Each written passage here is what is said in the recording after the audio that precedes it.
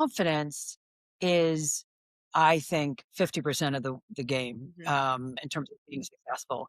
And we spend a lot of time, I think, talking about how to build confidence, not only in yourself, but in your team. Mhm. And I think that's something that really is not, they're talking about how many tables you need. And like, I'm like, no, you can learn that somewhere else. Like the course is totally not about Right. like how many tables you need in a room. Right. It's about how to build trust with your How to walk clients. I into mean, the how to room. walk into the room. I mean, it's a different take.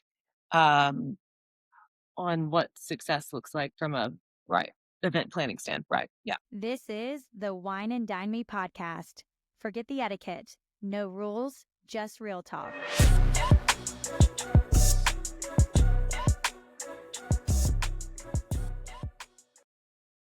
Today on the podcast, I am excited to welcome Lynn Easton, my former boss.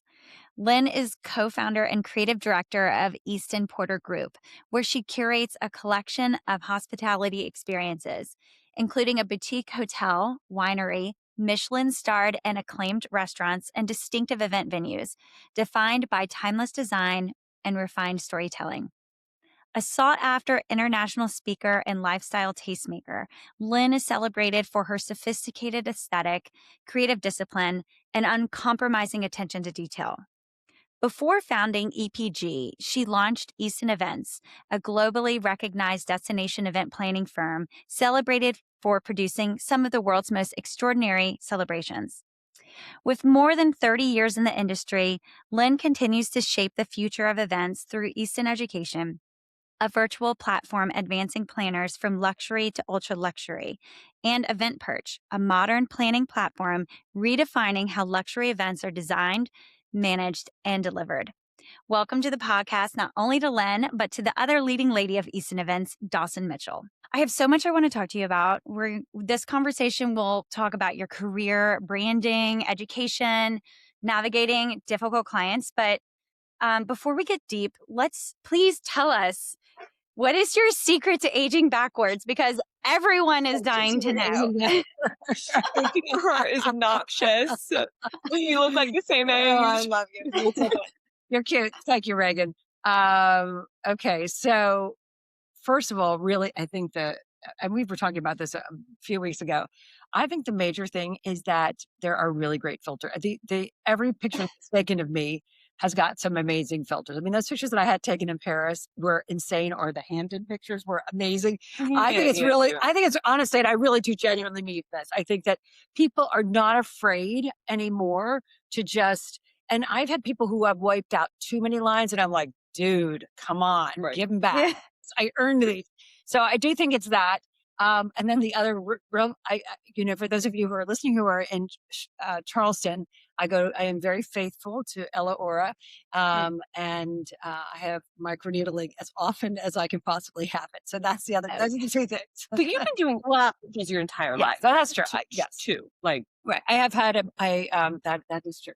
I've had a facial every month since I was about 18. So there you go. there it is. I think I would give you more credit than a filter, honestly. I know. Thank you. Thank you. Yeah. Yes. So you founded Easton Events in 1998. What did the early planning teach you that you still rely on today? I think one of our tenets is that we try never to make a decision for a client. So whether it's, if it's a rain plan or do you need a lifeguard or whatever it is, we always want the client to make the decision. And the amusing story that goes with that is once upon a time, I had a client, who our bride had given me, she said, this is what I want my fiance to step on during the ceremony. And it wasn't a light bulb, it was a glass. And it was really a heavy glass. And I kind of carried it around with me. And I finally handed it off to, the venue to put it in the right place. And the venue came back to me, the head gal came back to me and said, like, oh my God, you can't use that. If he steps on it, it'll break. And he could like cut an artery or something. And I was like, oh, I didn't want to do that. And he said, we always put a light bulb up there. And I said, okay, great, good idea. And so this is so long ago that I have not done personally a wedding ceremony in 20 years, maybe 25 Something years. like that. And so this was a really long time ago. And we're standing, we have everybody in line, and he's there and he's next. And I put my hand on his back, and he turns to me and he goes, "So just want to confirm my glass is up there." And I have this 4 seconds to decide, am I going to lie to him or am I going to tell him the truth? And I did not lie to him. I said, "It is not. We put a light bulb up. Instead, we were afraid you might hurt yourself." To which he literally goes like this.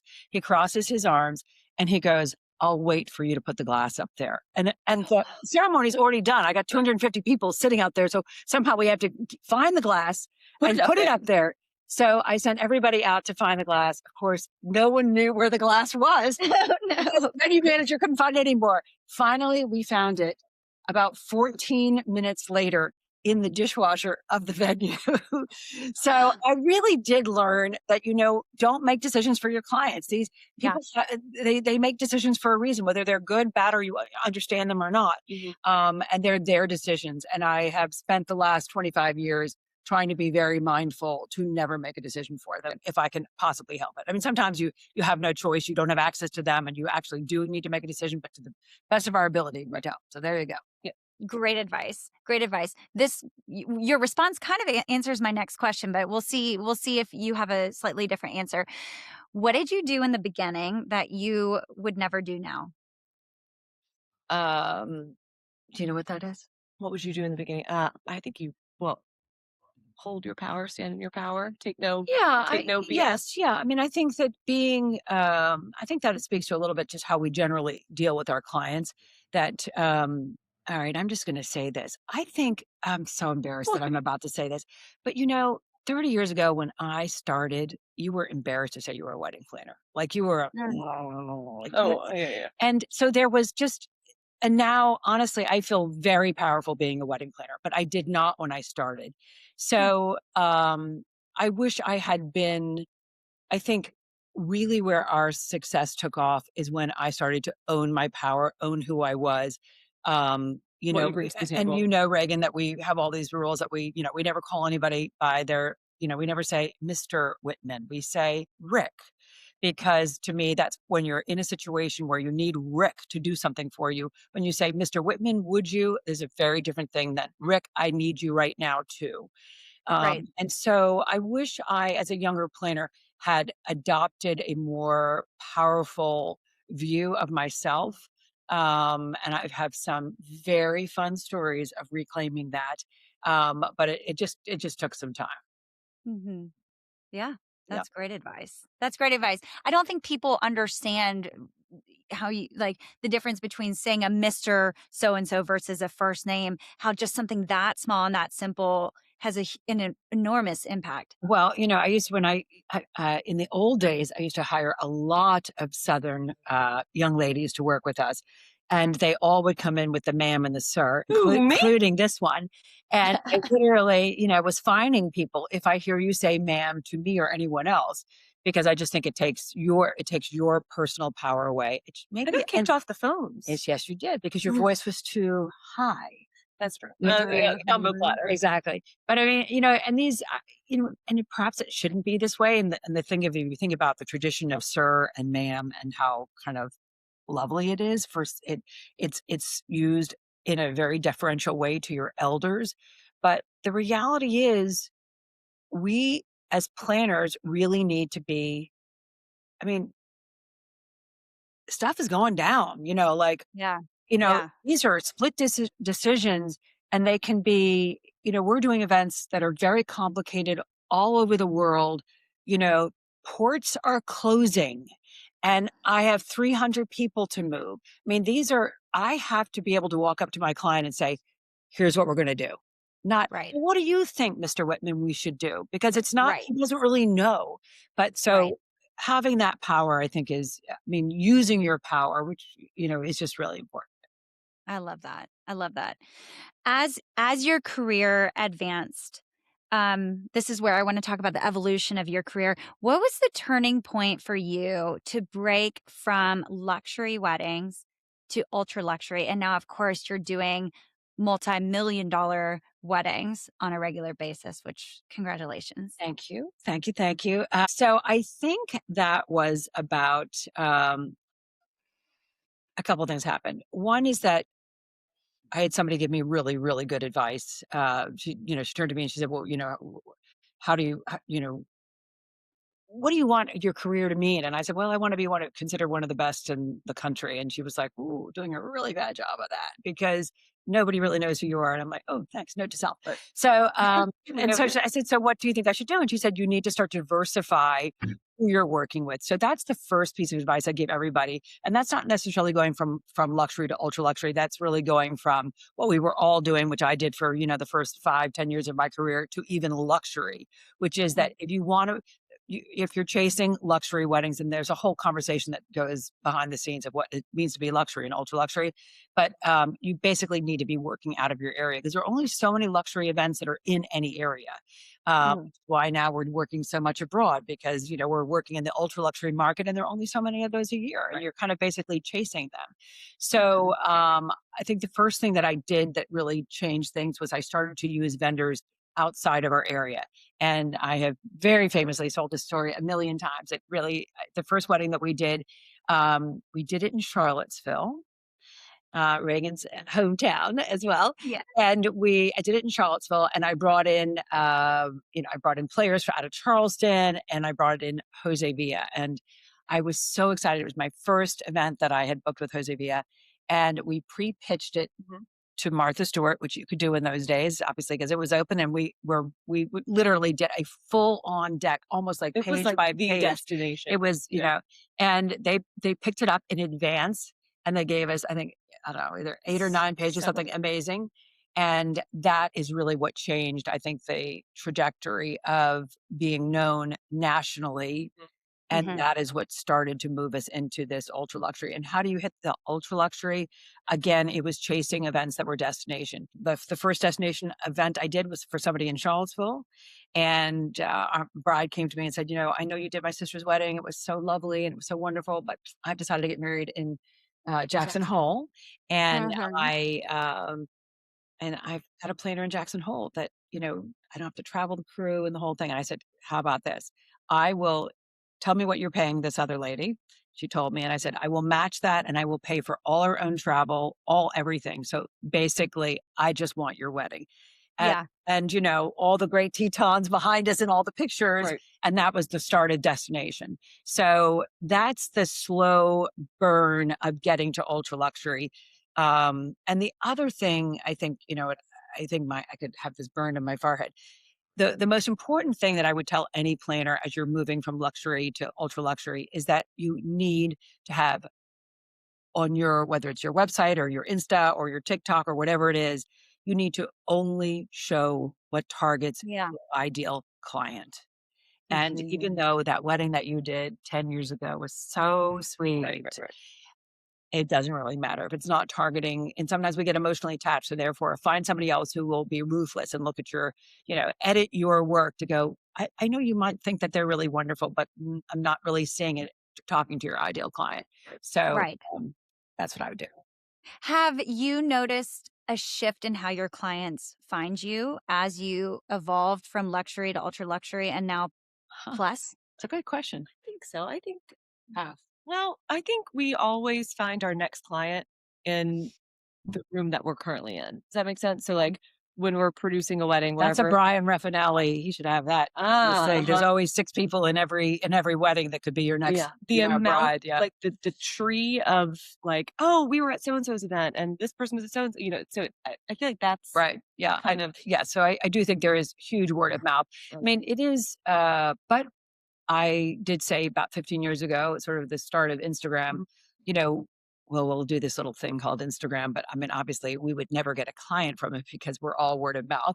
And that, we have definitely 100% gotten multi-million-dollar weddings just from Instagram. So everything on our Instagram, we took our own advice and that's a good question. I have to go back and scroll to the very back to see if we did get everything, but I think we did. You're constantly working for a new ideal client. So that means that the old stuff eliminates it. I do feel a little, this is a little bit of a topic segue, but, and I think we are reevaluating the follower count now. And they're talking about really about how it's really about engagement and not follower count. But follower count does still mean something. I think Right. when you're going to a venue or whatever it is, you're like, or We can make a little bit more truth be told, noise. I had called up and said, I really don't think my room is very nice. Here's my answer. I don't have a view, and I do have this series called A Room with a View. But I guess where I was going with that is that I do feel a little badly that the reason why we are, I don't know where we are, like 100, we're about to be 110, I think. And that's because we've been doing it as long as we have been. And we got started before the algorithm changed to make it so hard. So everybody needs to know that's just, that's we all who started earlier just had a huge advantage. It's not because we're, whatever. It's just because it was just lucky. Yeah. Yeah. Well, I really do think it's encouraging to hear that some of your biggest weddings have come through Instagram. Absolutely. Not to discredit, it's a free platform. That's where it's wild if you don't invest into it. And I love what you said about your ideal client is always changing. Right. Indeed. Always changing.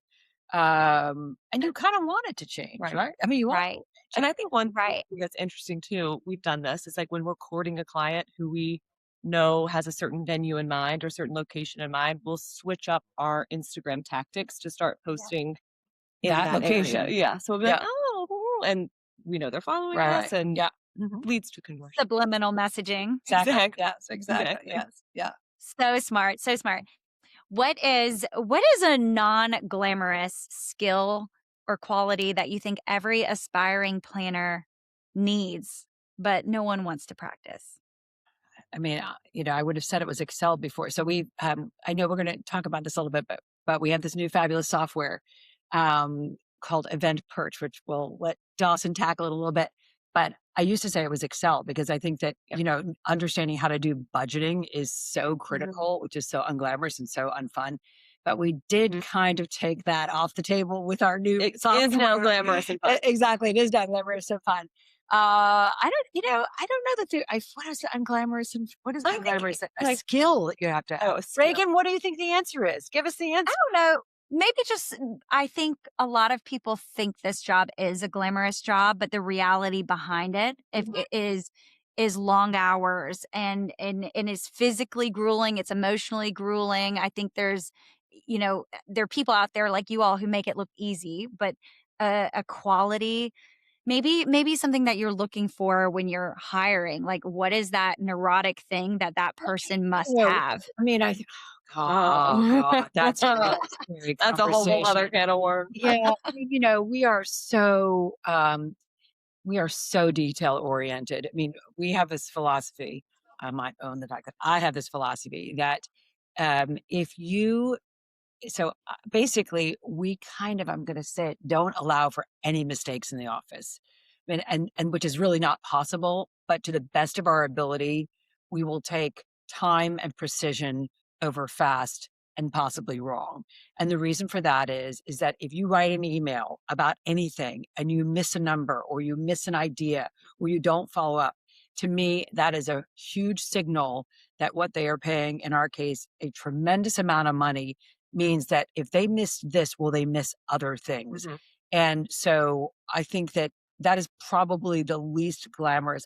We are insane. We can literally take an hour to write an email. We did yesterday. Yeah. But that was a little complicated because that was a negotiation and that. But you can write an email on like, why do you not do welcome backs? Because we don't do welcome backs. Like an hour long to write an email that expresses why we don't do that correctly. I think probably it's really just the time. We work very, very long hours. Dawson's up early, in bed late, wakes up in the middle of the night with a thought. We are like 24-hour machines working. Which we do not have very good work-life balance. That's a problem. It is why we are where we are. I am absolutely convinced. Right. It's that 10,000 hours. We are there. We are trying to change that life by hiring more people. Anybody knows anybody who wants to be hired based events? We got a couple of positions that we're trying to fill because we are trying to work less hard. I Yeah. mean, we are.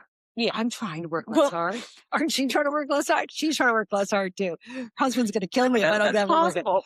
Well, yeah. Well, okay. That makes sense. I recently had, when I was going into, year end, thinking the year ahead, I'm like, there are these projects that I wanted to do and I haven't done them. And the answer came down to because I'm not putting enough hours. Like, I very much had this realization, if I put in 3 more hours a day, it would get done. Right. So I respect But that. that kid thing kind of gets in the way, right? Mhm. You It know, does. I mean, It that's does. so, and we're, eh, and we're a female driven business. Right. It's complicated. It's complicated to get those extra hours. Where do you gain them from? Yeah, exactly. Yeah. So I do think that the least glamorous part is not that I don't know that we find it emotionally very taxing. At least I don't know. I mean, but the stress probably does. I mean, yeah, because I find it emotionally I don't find it emotionally taxing.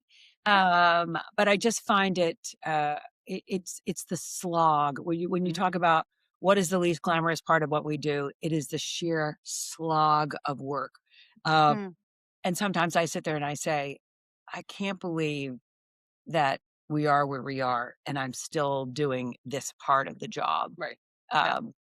Why You don't graduate. you don't You don't yeah, graduate. I think Yeah. that's the hardest thing. It's hard to graduate, right? I Right. mean, Yeah. somebody, and again, just to bring up Brian again, Brian Raffinelli, with his great company that he's built, and I think he's got like 60 employees. Right. He has learned to do that.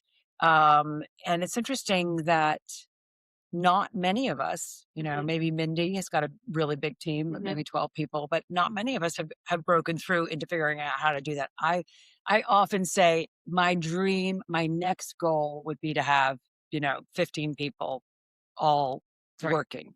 It sounds amazing. Yeah. That sounds, I remember everybody. Events.com. I Please send never your thought about resume. that. This would be a great way to do that, but yeah, because it's hard to go out and say, Buckle up. I don't, how do you find people? It's hard. Yeah. We are also we're not good at remotes. We've tried. We're bad remote employers. We like to be in the office. We like to be in the office. Yeah. So that's ours. It's hard as a And camaraderie. it makes a huge difference. When you were talking about the precision and taking an hour to write an email, I remember back in the day, 2010, where I sat next to you, Lynn, and literally all day watched how you wrote an email.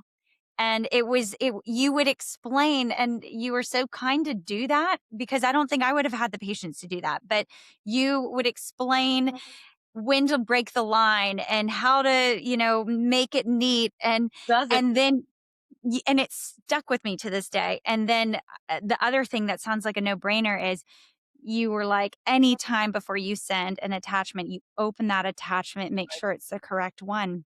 That's exactly. I do that to this day. I made one mistake years later, when I was working fast from my phone, Right. and it was early when you could attach things, and I sent the mother of the groom the wedding floral proposal instead of her rehearsal dinner flower proposal, Right. which she thought $5,000 for rehearsal dinner flowers was like over the top. Well, what she didn't know what we were spending for the wedding.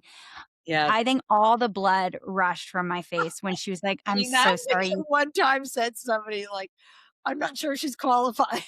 Oh no. We did. And we were like, oh my God. She wasn't qualified. So oh my God. It was terrible. But I still to this day, it's gotten easier because now we have we call collab. We have a Google sheet. So basically when one comes to work personally with me, I'm so crazy that I have every single email, every response that's going out is written in Colab, and I edit it and I explain to them why, and then they send it. And it can be between 6 months and a year before I'll let everybody roll by themselves. And why is that? It's because we are, so some people will come from, let's say, a corporate background, and they'll work with us, and I'll say, I'll turn to, Susie Q, my assistant, and I'll say, Susie, would you let her know that I actually I have to cancel that appointment? And she'll write back to the client and says, Lynn is no longer able to make the Zoom. Let's reschedule. And I'm like, no. These are our clients. We don't tell them that I just can't make it. We have to give them some reason why I can't make them. Or so we teach them how to be lovely and deferential and gracious. And yet on the other side, I mean, talk about, when you write an email and I come in and I even still today. To this day, I'll write an email. Usually it's to it's to a father of the bride. And the way that I'm writing the email versus the way that Lynn would come in and edit my email, the tone is a lot more masculine. Honestly, it's a lot more like direct. It's still warm, but it's not asking I ask the question, Lynn tells the answer. Right. Yes. I mean, there was an what was it called? It was called Justify or something. It was like a Gmail thing you could add on, and it basically was for women because if you use, I think, I feel, right. I just, and it would underline these words. And so that's what I'm really, it's not none of those things. It's not, I think, I feel just. It is. Right. And it is one of the things that women do not perfectly is basically they're not clear on what it is they're asking for and what needs to happen. There's lots of qualifiers. So I am very, very big at getting all qualifiers, if that's the right word. I don't actually know if it is, out of emails. This is a great segue to talk about branding because you have built and developed a very strong, recognizable brand. And that is probably at the root of it, right? The streamlining of how not only you, but your team members represent Easton, both in the office and outside of the office. Mm-hmm. Well, I mean, all the crazy stuff from branding. Thank you. It's like, not only obviously do we tell you, and I know you know this, Reagan, that we don't ever wear black at an event. We were always wearing navy blue until Marcy was like, "You don't dress to coordinate with the decor." I'm like, "Oh, now I do." Now we dress to coordinate with the decor, but we're also going to direct people what the attire is for setup. So there's no athleisure. I want everybody to look and that again comes down to being powerful. It is, if you're standing there in your bare athleisure thing and the general manager walks up, you have less power to ask or you might have great power. One of the two. Depending how you look. Exactly. I would have less power. So I want to look like me and I want to be, and that's how, so there are we branded that way. And I think that, the whole matching dress thing was a big thing. We were early. I think we were maybe the first to do that. Actually, there's a cute story with that. And I think we were probably the first to do it. We were somewhere and somebody walked up to me and said, and these are in the days when I was young enough that I would wear the same outfit as all the other girls. And we had these little Carolina Herrera dresses. And somebody walked up to me and said, I saw you in such a pretty dress. And then I saw this other young lady and I thought, oh, I wonder if she's a little embarrassed because that girl's a little young. And then I saw somebody else in the same dress. And I'm like, are they? And then I saw somebody else. And then I realized you are the team. You're the planners. And she said, my daughter's getting engaged. And You've taken it a step further and you're talking about what you wear to and from the events, because more than likely those guests are also in the airport, and that's another opportunity. Exactly. I mean, I did somewhat passive aggressively one day. You weren't with me. I got the text Caroline message. was with me. I got the text message. Caroline's in the other room. We were coming back from, we were exhausted. We were like in France or something. And we were so tired. We were getting on an early-ish flight. And the troops came in and they literally looked like the cat had dragged them in because the cat had kind of dragged them in. And I took a picture of them and I sent it to Dawson. Fix this. Because it's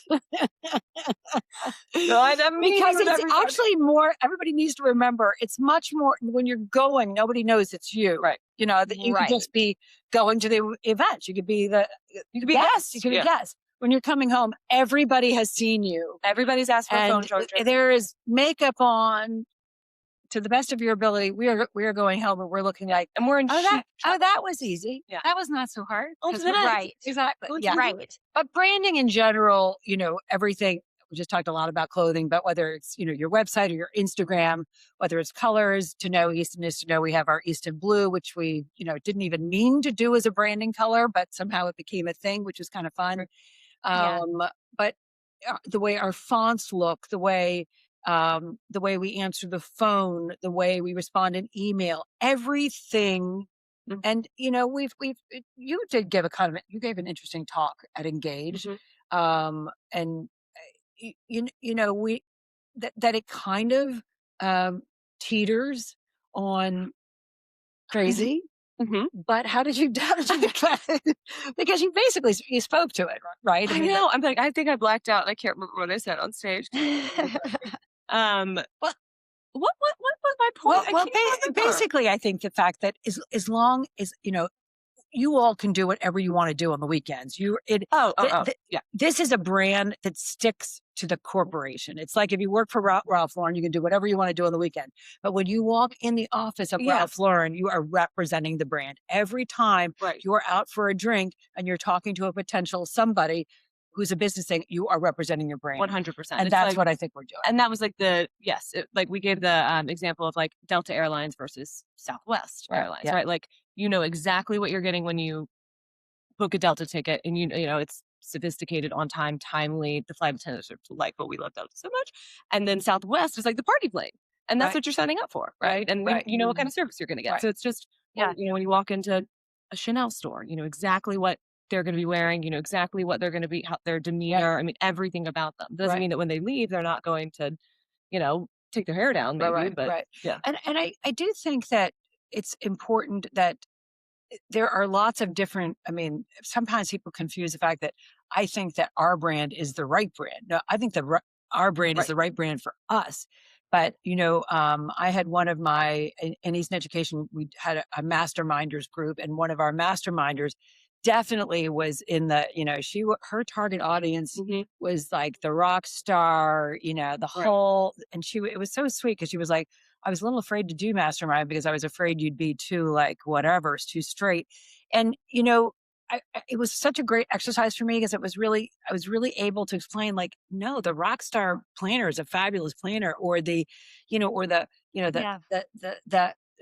NFL planner, or anybody who does basketball, or anybody who does any of these, like the whole sports niche, I think is, but you know how to speak to your sport in a way. I mean, that is money, honestly, is being able to hone in on I think that, I think the biggest thing about, and this goes back to taking us from luxury to ultra luxury, is our brand was so strong that you knew that we weren't looking for every bride. We were just looking for the Easton bride.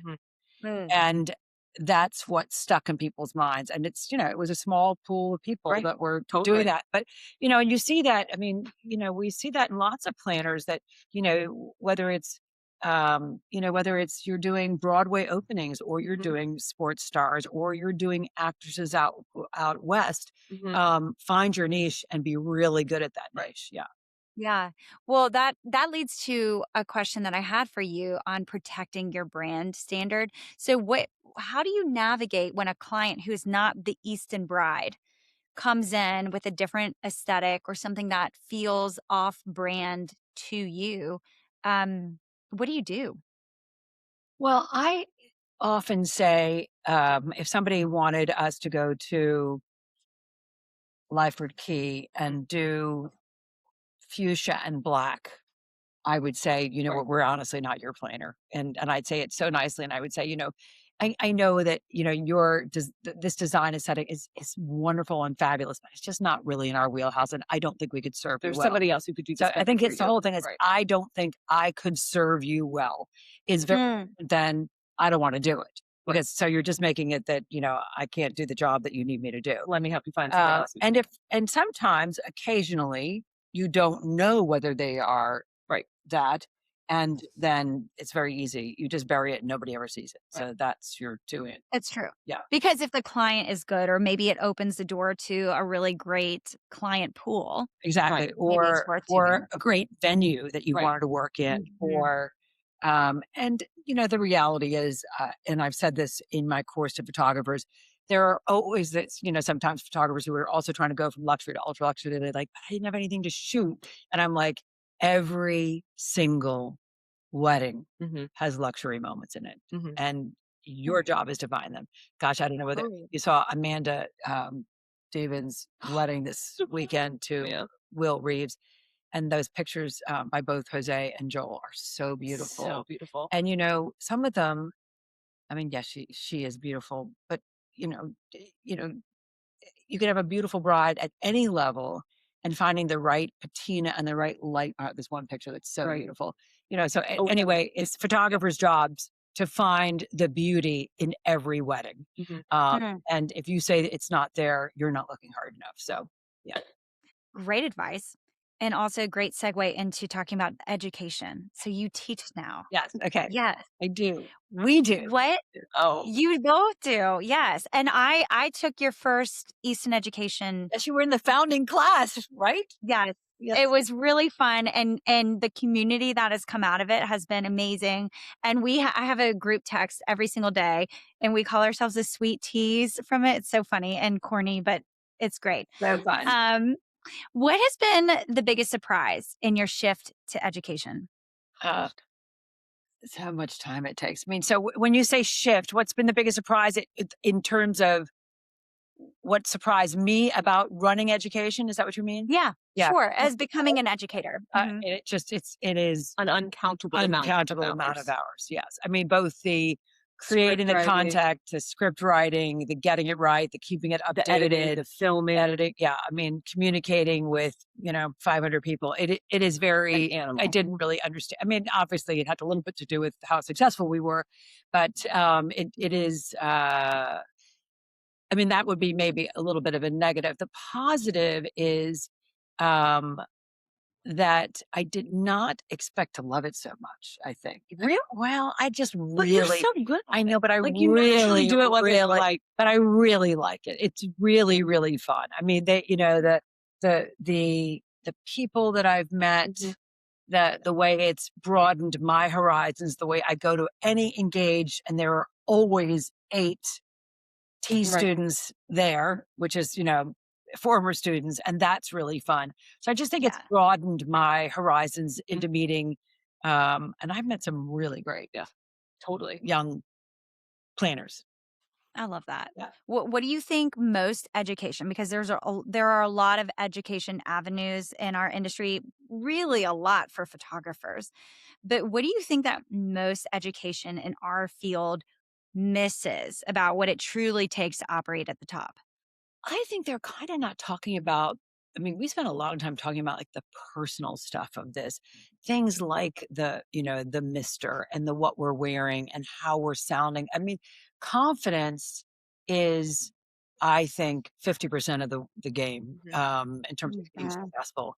And we spend a lot of time, I think, talking about how to build confidence, not only in yourself, but in your team. And I think that's something that really is not, they're talking about how many tables you need. And like, I'm like, no, you can learn that somewhere else. Like the course is totally not about like how many tables you need in a room. Right. It's about how to build trust with your clients. How to walk into the room. I mean, it's a different take, on what success looks like from a event planning standpoint. Right. Yeah. It's I like that. business course in addition to a event. Yeah. I mean, it's kind of interesting that that's true that even if you weren't in an event plan, we've had plenty of people say, should I take the course? If I'm in hair and makeup, should I take the course? And I always say no, just because I don't want, the reality is there are reams of things that you should do, and all of all of our lists and all of our checklists and our timelines and all of the things that we have that are included in it are very robust. That wouldn't work for the hair and makeup, but the things that we teach and the conversations that we have and the sales, we do both live and recorded. sales calls. So, and the way we sell, is never like this. We're doing a dance and I'm showing everybody how that dance is done. Right. So I'm not sure, for example, how many people who are teaching these courses are showing people how they sell. I mean, I think we literally, I opened the hood of Easton Events, of which everybody was like, really? You're going to do that? Right. There isn't anything. The guts are in there. The guts are in there. There isn't anything that we didn't share. Right. Or that's off the table in terms of talking about, even if it's not in the course. Like if there's something that, workshopping specific things, building the community around that kind of thing. Right. Yeah. That's what makes it so powerful, is to be human and to be real and to share your mistakes and the hard lessons and the vulnerability, because that really, I would agree with you. I don't know any other education that does that. It's interesting. And I think isn't it the fact that, you probably have to have 30 years of experience in order to feel vulnerable enough to say, let me tell you all the stupid things I've done. Because we are where we are, and we have the level of recognition that we are, that I think it allows you to be a lot more vulnerable than, I don't know that I could have done the course really 15 years ago. I wouldn't have had I'm about to say something, but I do tell people who are willing to listen, don't do courses too early. That people are like, oh, I'm successful now, I got to do a course. I'm like, there are a variety of reasons of why you're successful. You need a breadth of experience in order to really teach. And I think that some of these people who have done courses have started out very young, without the breadth of, and I've told a couple people, not in the planning world, but a couple of in the other worlds, I'm like, pick your time. Now is not it. Wait, don't be the rising, don't be the rising star who has a course. Right. Let that star keep rising. And when you have reached there, then you can step back and say, and now I want to share with you how and why this happened. Right. That's It's very cool you did that. Yeah. Speaking of sharing, I'm curious, what was one of the hardest leadership decisions that you had to make the company stronger, even if it was painful? I think definitely it's always going to be about people who are on your team who are not the right fit. I mean, it's always very hard to walk someone. I'm always very careful to make sure they think it's their idea. That so many good things that you can go out and do. Go do them. But I think that's always the hardest. I mean, what else could be harder? Nothing, right? Right. I mean, taking somebody who in some ways fits so much, but in other ways, that the team will be better without them. And that's just a very hard thing to do. So I think it's really, making those hard decisions with employees. Yeah. What about, let's direct it now towards the client and client expectations, difficult conversations, because even though you're 30 years in, you still have to face these difficult conversations. And when you're doing multi-million-dollar weddings, the stakes are far higher than when you were doing, a couple $100,000 weddings. What is the most important thing to understand about high-end clients who are planning these multi-million-dollar weddings? Say the question again? What is the most important thing to understand about high-end clients? They're very busy. They have no time. Streamline everything. Yeah, I mean, this is a very sexist thing to say, but we do wind up normally, and just because it's not sexist if it's true, right? We normally wind up talking to the dads on money. And so I think what's hard is, just because you want it to be so doesn't mean it is, just because you want to only spend this amount of money doesn't mean you can. And I think that happens at every single level. So I think it's the same conversation that you're having. And I think as the dads are more powerful, because honestly, we've had very few moms who have been completely in charge of financing, which I'm sort of weird to say that. But, when you're dealing with somebody who's a multi-billionaire, they are so used to, the only answer I want is yes. And I'm like, but I don't work for you and I can't give you the yes. I can give you the yes, but I can't give you yes. Yeah, you do a really good job just teaching everybody in the office too. Like, you don't own the pricing that comes back to you. Like that is not your problem. Yeah. I mean, I would say that is not your problem. Yeah. I mean, I would say that was the hardest thing for you for a really long time. Still sometimes. That, we would say, I'm making this up. Let's say we say lighting's going to be $150,000. And it turns out that actually you've never worked in Montenegro and the lighting is Now you not need so landscape bad, but lighting. now you need generators, and the generators they don't have many of them. And so now it's $200,000. And Dawson would be like, I'm not in budget. I'm like, but no, it's not. They picked Montenegro. It's a little different if you pick Montenegro, then you have a problem. But if they've picked Montenegro, you're just doing your job. And I don't own the fact that the lighting came in more expensive. All I'm going to say to them is, here's what you can do. You can take $50,000 out of your design budget. There you go. Right? Mm-hmm. Smile. And then how do they typically respond? Like, I'm like, no. Right. This is just a choice you have to make. If you want to stay on budget, which I completely understand, and we are here to work with you on that. The only thing that we have left is the icing on the cake, which is the design. So we can take out this, we can take out this, we can take out this. But I want that. But I want that. And then I'll say like, well, you all go, or we're going to and so then again, to pause this conversation, we say, listen, let's put a cap on this for the moment. Let me give you a couple days. Why don't you all discuss what your priorities are and then come back and talk to us? But see, that's not me owning like, this is not my problem. The fact that like, I'm so sorry that the lighting bill came in. Like that's what I would use to do. And I really want to be clear on the fact that if you have picked the location, you are screwed on this, because that's sort of happened to us. Because if you've said, I really think that, one of my favorite places to work is Castellano de Bosco, and we now know exactly how much everything costs. Right. But if you had said, I want to work there, and then found out that there are all these, I'm talking about something as simple as, how much is a dumpster? A dumpster is 2,500 euros, let's say.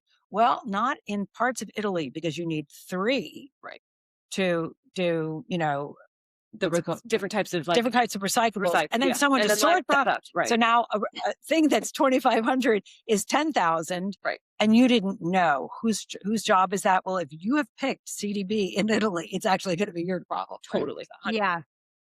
But I love that, because you're putting the ownership on the client. You are delivering the message, but the ownership is on the client. And we spent a lot of time in education going, but, and I'm like, no, there's no but. Right. You don't own that. That is just, prices are going up, and things are expensive. And most of the time, the other thing that's so crazy is that most of the clients that, we're dealing with in the luxury and the ultra luxury, this is a decision of whether, my plane should fly or not. These are that, and we want everybody to keep, these things in perspective.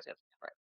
Mm-hmm. Do you think there's a conversation that planners who have not been doing this as long as you are avoiding or putting off that they really need to have on the front end? Something that they're not doing? You mean, like for example, budgeting. Like, I mean, yes, I speaking to like the younger me, I was afraid, like Dawson, like I was worried about the numbers and owning the numbers and whatnot. And I feel like there was an earlier part of me who wanted to put my head in the sand a little bit.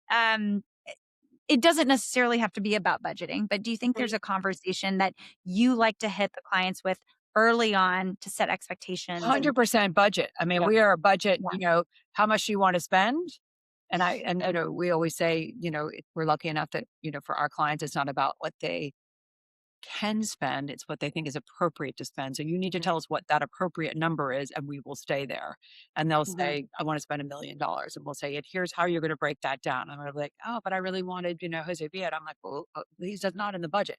So that happens because, let's be 100% clear on this. You cannot book a vendor. No one should ever book a vendor without having a budget in place.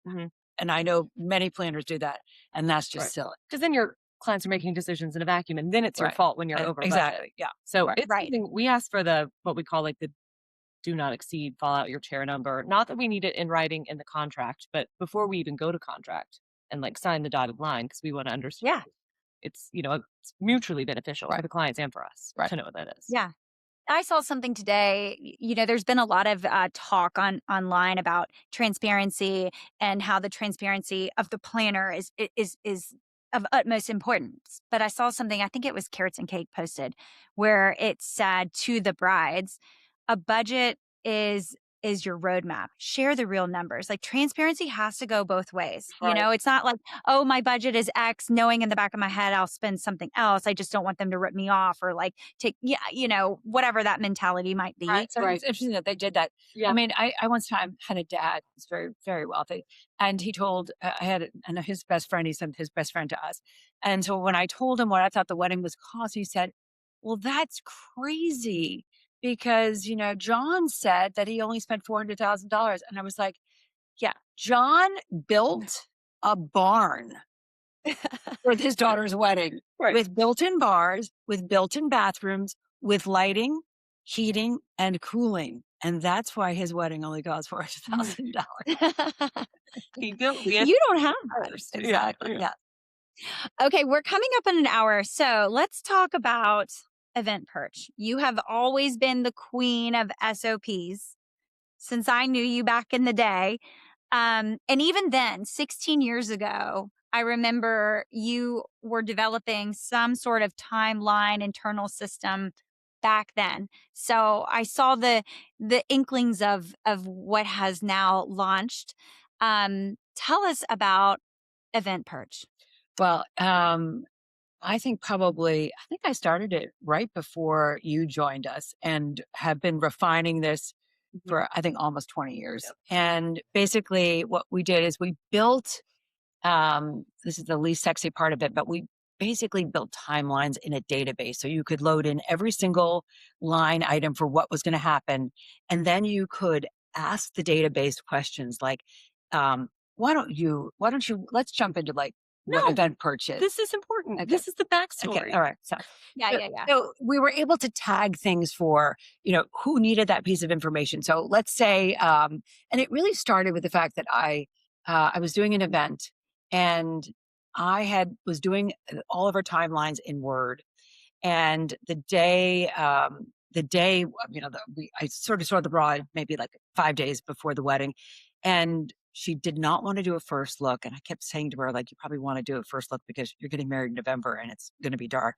And she came to the meeting in my office and she looks out the door and it's like 4:00 and she goes, wow, really dark out. And I was like, yeah, kind of been telling you. She said, you know, you're so right, Lynn. You're so smart. You're always right. Would you go ahead? Let's go ahead and have a first look. And I said, great, no problem. But obviously I'm the week of the wedding and I've already distributed my 10 timelines. And in those days we were doing them in Word. I and my number 2, which was not Dawson because she was in high school or something, elementary school. And I said, you know, will you edit these 5 and I'll edit these 5. And we got to the wedding. So we added the first look. Mm-hmm.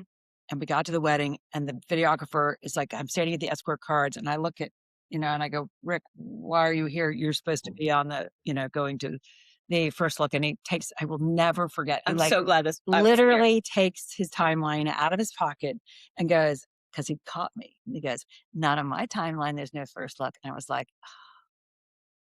And I said, go, Ron. He made it. But it like totally, this is at Farmington. Totally rocked my mojo for the rest of the evening. I kind of like couldn't get like right back on the groove. Right. I felt so anxious and I came home and I was like, that can never happen to me again.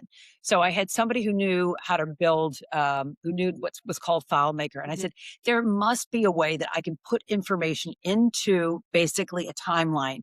And when I change it, it changes for everybody. So she built it for me and we had it for the first 18 years. Mm-hmm. And Marcy Bloom would not stop asking me because I think, yes, thank you for being the queen of SOP. And I love that. It's a very beautiful crown to have. Mm-hmm. And everybody knows our paperwork is really, really tight. And that's how we were able to do it. And so finally I was like, I walked in one day and I said to Dawson, I said, okay, it's time. We need to, oh my God, we had no idea what we were doing. It's insane. I said, let's go find a developer and let's build it. And she was like, I went white in the face. She was like, what?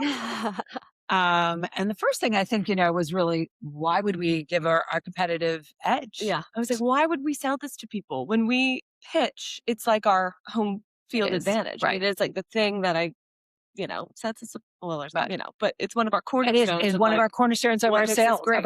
pitch, honestly, is that we have this, and that it's proprietary to Easton Events. No, everyone in the industry has access to it, but nobody has it.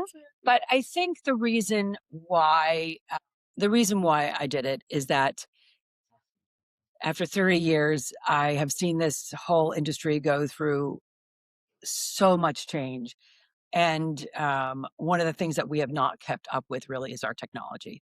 And we've got bits and pieces of it, but we had something that I knew everybody else was going to help. It was literally, I don't want to sound like I'm being a goody two shoes, but I just knew it was going to help our community. And that was the right thing to do. So rising tide. So exactly. So it has launched. It launched about a month ago. Yep. And tell us what it does. Oh, wow. Basically, it's 2.0 of what Lynn was working on previously in FileMaker. But in this iteration, it is a little bit more sophisticated in terms of it's not just timelines, it's all of our budgets and all of our payment schedules. And, without getting too techy, the budgets and our payment schedules, they talk to one another. So what you update with one happens to the other. And it is the most beautiful thing in the world.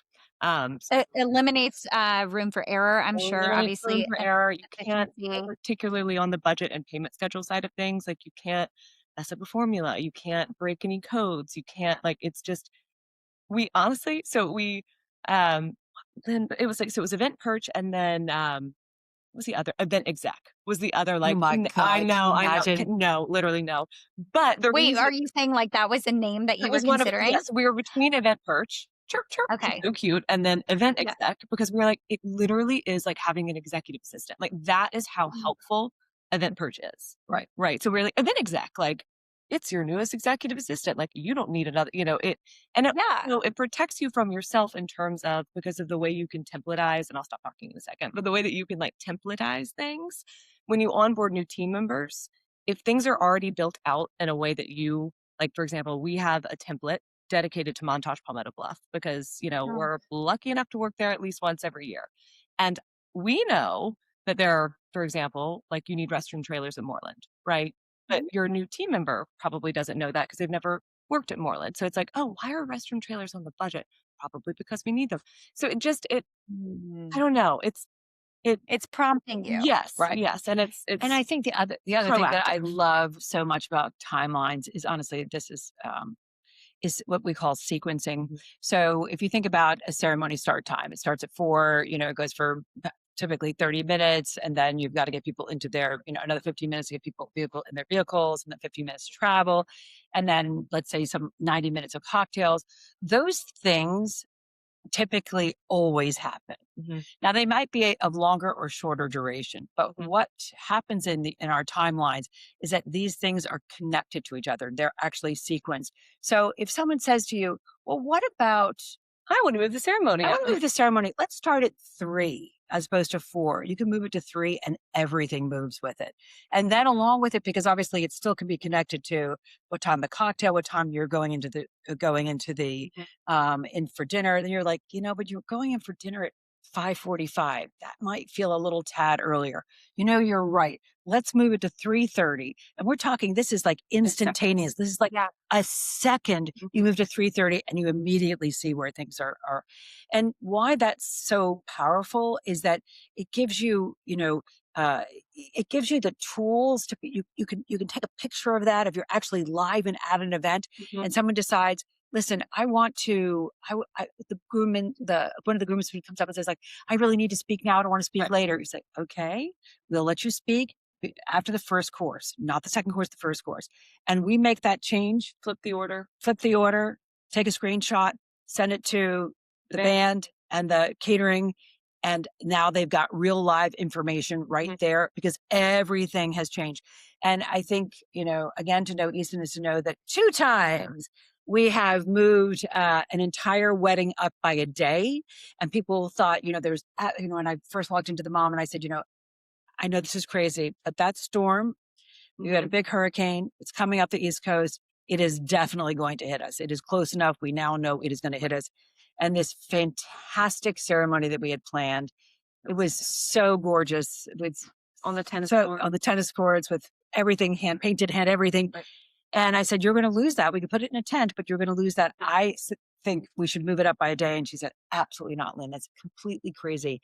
You cannot move 130 vendors and 350 people. And I said, you know what? I actually can, because I can produce in the next 15 minutes all new data points. And I've got everybody's phone number and I will get everybody moved. She's like, that's crazy. An hour later, she comes over like, oh my God, that is such a good idea. Can you really do it? Can you really do it? And we did do it. And we did move that time we moved the ceremony up by a day. Uh-huh. And then the next year we moved the An whole entire wedding up by a day. by a day. Yeah. Both in September and May. By 25 hours. Yeah. And that actually, Was that a hurricane too? yeah. Moral of the story. Well, don't do September. No more September events in the Northeast because it's rush. Yeah. Do you remember, this is a sidetrack, and I want to get back to eventPERCH, but do you remember how we used to write directions on and print them out and like from ceremony location to reception? And it was before people had smartphones. I know, Dawson, can you believe this? We would print out and then we would be available for the guests if they were in from out of town and didn't know how to get from point A to point B. We had every single maps. Maps. Yeah. We used to print little taxi things and said, I found those in storage. Actually. Did you really? Yeah, when I was an intern, yes, literally, and I was cleaning out our storage closet, which was so scary. And I was going through all of our stuff, and I was like, "What are these taxi cards?" And it was for an event that we did on Kiowa. Technology, right, exactly. This technology is what we need. Right. What we need. May I ask? So you have tools for budgeting, timelines. Do you see down the road maybe adding any additional tools for, say, guest list management or layouts? Yes. Yes is the short answer. Definitely guest lists we're percolating. Obviously things when you want them to be at a certain standard, it takes a little bit time, but guest lists are on our feature list for 2026, as is team collaboration tools. So like being able to tag team members in certain things to say, hey, did you update this line item? Yes, it kind of like a Basecamp meets like Google Docs. Does that make sense? Yeah. Or being able to tag your team members in certain line items to like designate like who owns what, if you will. Team collaboration, guest list, floor plans. We're not saying no. The technology it's just it's a whole different thing. Right. Yeah. I mean, it's a different animal. Yeah. So it's not a no, but it's not a. And I think the thing is that what we have done is the best in class. And it's what we've been using for 20 years. So our guest lists we've been using for 20. So we have guest lists. We already have them because we built them 20 years ago. We just need to build them in it. We just need to build them. We just need to develop them basically, which we will do. Right. But it is to say that we are doing what we have done flawlessly, basically for 20 years. And the whole planning thing is not in our wheelhouse. We're not trying to be everything to everyone. Right. I think we're trying to do right now 3 things really, really, really, really well. Right. And I love that. And you know how you said, oh, why would we give away our competitive edge? The fact that maybe your new thing, instead of saying, oh, this is, proprietary to Easton Events, is we wrote this book here. Right. Yeah. Yes. Totally. Yes. Yeah. It's been hard, honestly, so funny. We haven't really converted totally. We probably sometimes still say. What do you mean? Well, because I don't know, maybe 2 weeks ago we were selling and we basically said, and we had these systems. We haven't really gotten to the point where we're like, and everybody else has them too. You're the developer. Exactly. Yes. But we need to work on that. Organize sales pitch. Exactly. Yeah, we did. We have reached our time. So to wrap things up, I would love to know, what would you like to leave listeners with? What is a takeaway that you would like to leave the audience with? Okay. Oh, I do know what this is, because I think these are the 2 things that I think are so important. The first thing is we need to remember that our vendor partners are literally our partners. And people have heard me say publicly, if you have to ask me who's more important, the client or the vendor, I'm going to tell you, I may never see that client again, but that vendor is everything to me. And we have built some lifelong friendships Mhm. and loyal to each other to Yep. death till we part. 100%. But We ride that's on what makes us so good, that Mhm. we arrive with the best in the business to do your multi-million-dollar event. So how does that happen? Mhm. How do you get those kind of people to give you that kind of loyalty, to walk on coals for you? Is that you have loved them and taken care of them and respected them and valued their opinion as soon as they warrant it. I mean, I'm not telling you have Right. to love everybody, but as soon as you have that Right. relationship, I will fight tooth and nail Mhm. to protect them. And we always build in, basically, we call that vendor care into our budget. So it's not like, oh, after your, $250,000 or $5 million budget is done, now we need to go and take care of our, Right. Now we need heat in the back of house for yeah, the van. that's Yeah. right there at the beginning. And the other thing is, and I think it's at the foundation of really eventPERCH, is that logistics, everything that eventPERCH is literally the foundation of the creative spirit, of the creative direction.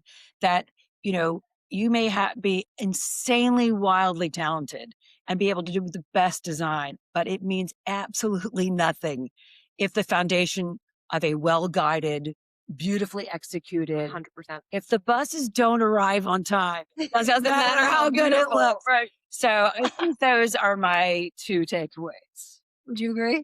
Those are my 100%. Okay, there you go. Those are good ones.